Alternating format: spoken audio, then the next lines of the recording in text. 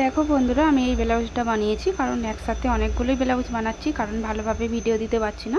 এটা যেহেতু purple colour ছিল আর ট্রেন্ডিং যেই শাড়িগুলো ছিল তার ব্লাউজ পিস, আর খুবই হরকা পিস ছিল, তাও আমি বানিয়েছি, হাতাতে কুচি দিয়েছিলাম। আর একটা দেখো পিঙ্ক কালার, আর লটকানটা এইভাবে বানিয়েছি মতি দিয়ে আর সাদা ধরে দিয়েছি। আর কেমন হয়েছে অবশ্যই তোমরা কমেন্ট করে জানিও। আর পিঙ্ক কালারটা তো আমার খুবই ভালো লাগছে। আর এই হাতাটা ছিল গ্যালাস হাতা, আর সামনে ছিল একটু হালকা করে ডিজাইন করে দিয়েছি। এবার পরের ব্লাউজ আমি যেগুলো কাটাচ্ছি সেগুলো ভালোভাবে ভিডিও দিতে পারছি না বন্ধুরা, কারণ কাজ করছি, কাস্টমারকে দিয়ে দিচ্ছি, নিয়ে চলে যাচ্ছে, তাই যতটুকুন ফাঁক পেয়েছিলাম তার মধ্যে ভিডিও দিচ্ছি তোমাদেরকে। আর এটাও ছিল সেমি ট্রেন্ডিং শাড়ির ব্লাউজ পিস, খুবই হরকা পিস ছিল, তবু বানিয়েছি সিম্পলের মধ্যেই বানিয়েছি, কারণ গোল পিঠ আর সামনের দিকটাতেও গোল ছিল, আর দুটো করে লটকান ঝুলিয়ে দিয়েছি সাদা লেস দিয়ে।